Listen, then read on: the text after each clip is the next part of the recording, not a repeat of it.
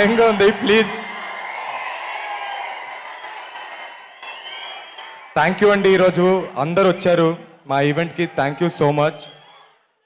నాకు ఈరోజు జనతా గ్యారేజ్ నుంచి ఒక డైలాగ్ చెప్పాలని ఉందండి.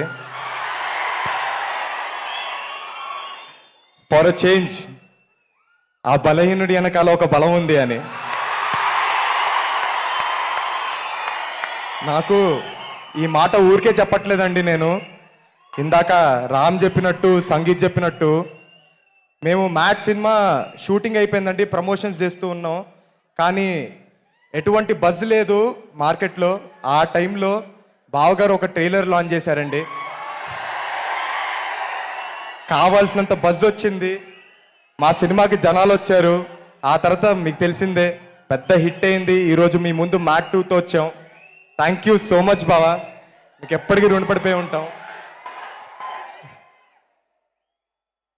అలానే బావగారు సినిమా చూసిన తర్వాత నాకు ఒక మాట చెప్పారండి, ఈసారి ఈజ్ బాగా పెరిగిందిరా నీలో యాక్టింగ్లో అని.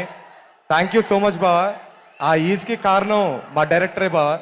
ఎందుకంటే ఆయన ఎప్పుడు డైరెక్టర్గా లేరు, సెట్ పైన ఒక ఫ్రెండ్గా, ఒక మెంటర్గా ఉన్నారు. దాంతోపాటు ఒక వండర్ఫుల్ కో యాక్టర్స్ ఉన్నారు నా పక్కన, ఎప్పుడు ఫ్రెండ్స్గా. విష్ణు మామ కావచ్చు, యాంటోనీ కావచ్చు, కార్తికేయ కావచ్చు, లడ్డు విష్ణువే అండి.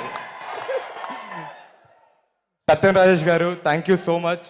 అలానే సునీల్ గారు చాలా పెద్ద బూస్ట్ అయ్యారు మా సినిమాకి. Thank you so much. అలాగే మాకు ఈ అవకాశం ఇచ్చిన చిన్నబాబు గారికి, వంశన్నకి, అలాగే హారికకి థ్యాంక్ యూ సో మచ్. ఇంకా చాలా సేపు అయింది, మీరు చాలా వెయిట్ చేస్తున్నారు. బావగారు చాలా రోజులైంది మాట్లాడి, మేము ఎక్కువ మాట్లాడకూడదు. థ్యాంక్ యూ సో మచ్ అండి. Thank you so much. ఎప్పటి నుంచో ఒక్కటి చేయాలనుకున్నాను, కుదరలేదు. జై ఎన్టీఆర్.